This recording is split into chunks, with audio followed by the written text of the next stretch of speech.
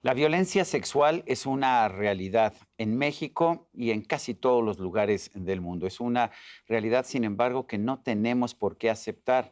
A últimas fechas nos hemos vuelto más conscientes de esta realidad y quizás estamos aprendiendo cómo combatirla, cómo tomar medidas para impedir la violencia sexual.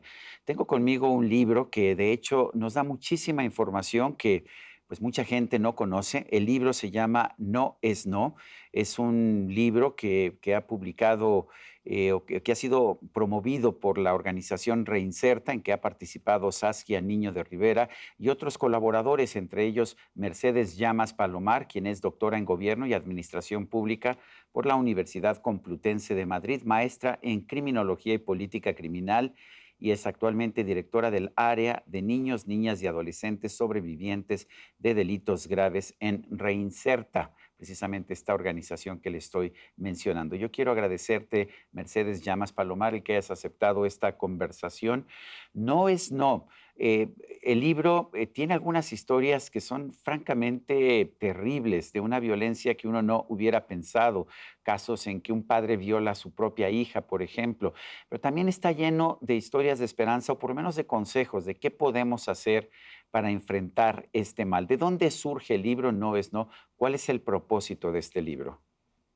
Mira, Sergio, el propósito de este libro es visibilizar toda esta violencia sexual que tenemos en México y que muchas veces, en la gran parte de los casos, se trata de acallar. Primero, porque es mucho más fácil para una madre, un padre de familia aceptar que eso no le pasó a su hijo o que eso no le pasó a su esposa o a su esposo. Y entonces lo primero es negar. No, no te sucedió, te lo imaginaste, no sucedió. Entonces, nosotros queremos a través de este libro es visibilizar que sí pasa, que está sucediendo y mucho más común de lo que nosotros creemos. En cuestión, por ejemplo, de estadísticas, una de cada 4 niñas y uno de cada 6 niños son violados antes de cumplir la mayoría de edad. Entonces nos encontramos que si tenemos, pues es un índice altísimo, de cada 4 niñas el 25% y de los niños más o menos igual. Muchas veces pensamos también que es únicamente, que este tipo de delitos ataca únicamente a las mujeres. Y no, justo a través del libro queremos visibilizar que los hombres, los niños en especial, y también los hombres ya mayores de edad, son sujetos vulnerables a este tipo de violencia. Evidentemente sucede mucho más con las mujeres, pero los hombres también. Este libro, como te lo dije en un principio, es visibilizar estos casos, pero es a través de los testimonios de estas mujeres y de estos hombres, saber qué poder hacer, ¿no? Porque muchas veces nos encontramos en, pues me pasó, no lo quiero hablar. Las víctimas muchas veces tardan entre 10 y 25 años en hablar, lo cual es un problema legal muy fuerte, porque cuando deciden hablar, su delito ya prescribió, es decir, se extingue y ya no se puede hacer nada, ¿no? Entonces, es un problema muy fuerte también entre esta discrepancia que existe entre los procesos psicológicos y los procesos jurídicos, porque el proceso jurídico no está tomando en consideración este tiempo que las víctimas se tardan en registrar todo lo que vivieron y en hablarlo, ¿no? Entonces, es un ejercicio que hicimos 8 personas de diferentes, es interdisciplinario.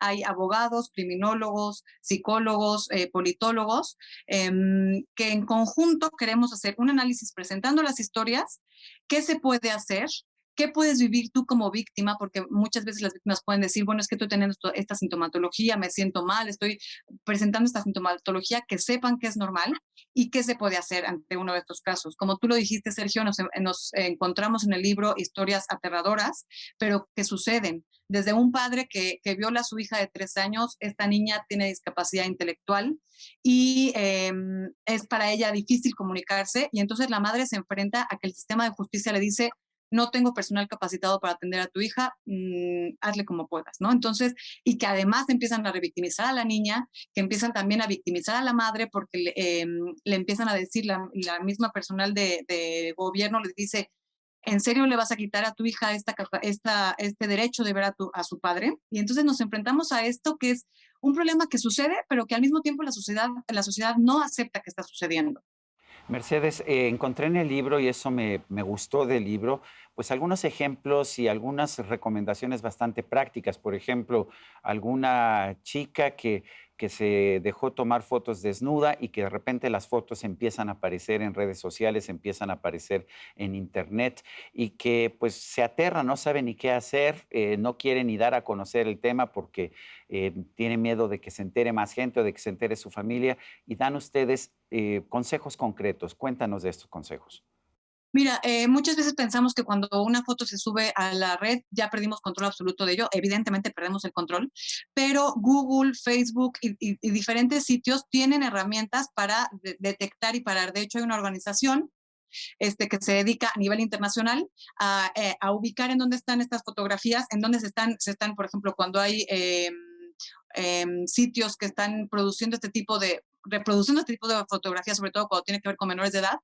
Y tanto Google como Facebook tienen herramientas muy específicas para, tú escribes, dices, bueno, este es mi caso, esta es mi fotografía, está circulando, y tanto Google como Facebook las identifican inmediatamente y las bajan.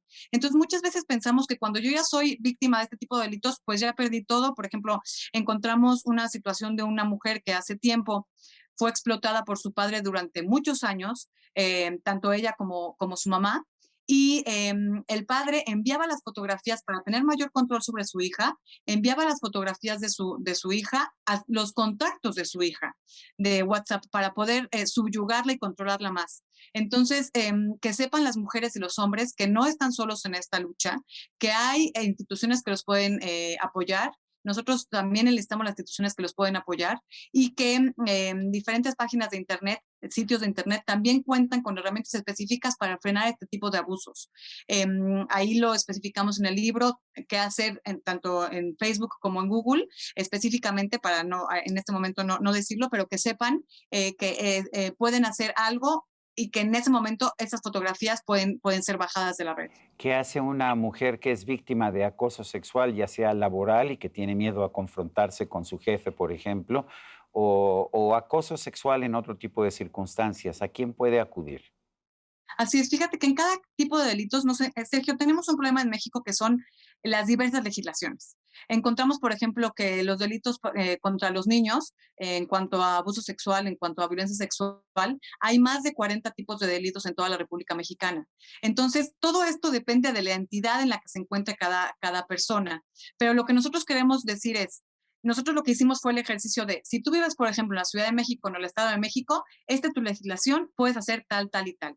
Entonces, lo encuadramos en la Ciudad de México y en el Estado de México, pero decirles que en general los procedimientos son parecidos en todas las demás entidades federativas. El problema es que un delito puede no ser delito en otra entidad federativa o que pueda ser contemplado como con otro nombre, ¿no? Pero bueno, independientemente de esto, todas las mujeres, por ejemplo, que son acosadas sexualmente en su trabajo, tienen una lista de derechos los cuales la ley debe de cumplirles y que no deben de quedarse calladas, porque al final la gran parte de los abusos se siguen cometiendo porque por el miedo a perder mi trabajo, por el miedo a el padre que es el proveedor, que es el mismo, al mismo tiempo el agresor de mis hijos, no hago nada. Entonces, todas las mujeres, todos los hombres tenemos, la ley establece un procedimiento que viene muy bien especificado en el libro y que es, tienes que acudir y denunciar, que no tengan miedo a denunciar, que lo hagan, porque al final la cifra negra de este delito, la cifra negra es todos los delitos que no llegan a conocimiento de la autoridad, es del 98.7%. Entonces estamos diciendo que de cada 100 delitos, solo llega a conocimiento de la autoridad 1.3 delitos. Y en el caso de los menores de edad, es mucho más alarmante, es 99.7. Entonces, si nosotros seguimos callados, si nosotros seguimos sin denunciar, pues no, ni siquiera vamos a conocer la gravedad del asunto. Todo esto lo conocemos por encuestas de victimización que nos dicen más o menos cuántos delitos suceden. Millones aproximadamente de niños al año que se encuentran en este tipo de violencias y que evidentemente con la pandemia ha aumentado, pero que no llegan a conocimiento de la autoridad. El caso de los niños es mucho peor porque generalmente el perpetrador, el 70% de los casos, el perpetrador, el agresor, está dentro de la familia, está en donde debería de ser el espacio seguro del niño. Entonces, invitar a todas las mujeres, a todos los hombres a que denuncien, porque si no, este problema nunca va a terminar, se sigue perpetuando. Te quería yo preguntar, ante el no es no, ¿Cómo se responde a quien dice, es que tú lo provocaste, es que tú lo buscaste, es que tú subiste a mi apartamento, es que ya estabas desnuda? ¿Qué se responde? Fíjate que justo el libro salió de una entrevista, el título, perdón, salió de una entrevista con una mujer que se llama Fernanda, y que ella tenía este conflicto en, pues a mí me dijeron que yo lo permití, pero yo no quería llegar a esto, ¿no? Yo quería llegar hasta cierto punto con esta persona y esta persona se propasó. Esta persona, cuando yo ya le dije no es no, siguió y siguió y siguió. Entonces, tenemos que dejar muy claro que el consentimiento, que es hasta dónde yo te digo que sí y hasta dónde yo ya no permito, el consentimiento tiene que ser en cada etapa de este intercambio sexual que puede haber, ¿no? Entonces, si una mujer o un hombre, porque queremos hacerlo extensivo, que no es únicamente las mujeres el ser víctimas de estos delitos, si una mujer o un hombre en un momento está diciendo sí, sí, sí, y en algún momento dice que no, hasta ahí llegó el consentimiento. Todo lo que suceda después de ese pues de que ya no hay consentimiento, todo lo que suceda después de que la víctima dice no, todo eso constituye un delito. Porque no importa si la mujer o el hombre está desnudo, si lo invita a su apartamento, como tú bien lo dijiste, Sergio, este, si la mujer o el hombre acepta, acepta, acepta, y en algún momento quita ese consentimiento y dice que no, todo lo de después es un delito. Entonces también invitar, porque este tipo de casos hace que la mujer o el hombre, la víctima, el sobreviviente en general, piense, pues yo lo provoqué, pues yo le di entrada a mi departamento. Pues no, porque al final la voluntad existía hasta un cierto punto. Cuando pasa todo lo demás, constituye un delito. Entonces, invitarlas también e invitarlos a que si se sienten víctimas, si se sienten culpables de algo, decirles que no son culpables, que evidentemente hasta donde ellas o ellos dijeron que sí, eso es lo que ellos aceptaban, ¿no? Todo lo demás constituye un delito. Entonces, como tú bien lo dices, si yo le abro las puertas de mi departamento a alguien, si yo propicio algo, hasta donde yo propicie, hasta yo donde diga que sí, todo eso es consensuado. Todo lo demás es un no, es no. No hay un consentimiento y no tiene por qué seguir esa actividad sexual que se inició. Muy rápidamente, se nos está acabando el tiempo, pero hay una pregunta que te quiero hacer. ¿Hay más abusos hoy o lo que estamos viendo es que hay más mujeres u hombres dispuestos a denunciar? Mira, se reúnen las dos cosas que gracias a todos estos movimientos que suceden en marzo y el empoderamiento femenino, el Me Too, todos estos movimientos que han fomentado y han empoderado a la mujer a hablar, se ha visto un mayor número de denuncias, o no, tal vez no denuncias, pero sí de denuncia pública, por ejemplo, en una red social de yo también fui víctima, yo también, Me Too, todo esto, ¿no? Tal vez no llega a los números legales, a aumentar, a disminuir esta cifra negra, pero evidentemente con todo el problema que hemos tenido de la pandemia ha aumentado muchísimo. Por ejemplo, las hotlines que son las que reciben las llamadas de emergencia de las mujeres, nos comentan que han aumentado en un 300% las llamadas de auxilio por parte de mujeres en cuanto a violencia sexual. Únicamente en la pandemia. Entonces es claro que durante todos estos meses que llevamos encerrados, como te decía, en la mayor parte de las violencias sexuales, el agresor está dentro de la casa, entonces es evidente que ha aumentado tanto para las mujeres, para los hombres y para los niños. Niños y niñas han sido mayormente víctimas en esta pandemia. Mercedes Llamas Palomar, gracias por ayudarnos a entender que no es no. Gracias. Gracias a ti, Sergio. Y a usted, amigo televidente, que hace posible este programa, se lo agradezco también. Esto es todo por hoy, pero no se le olvide. Nos vemos la próxima.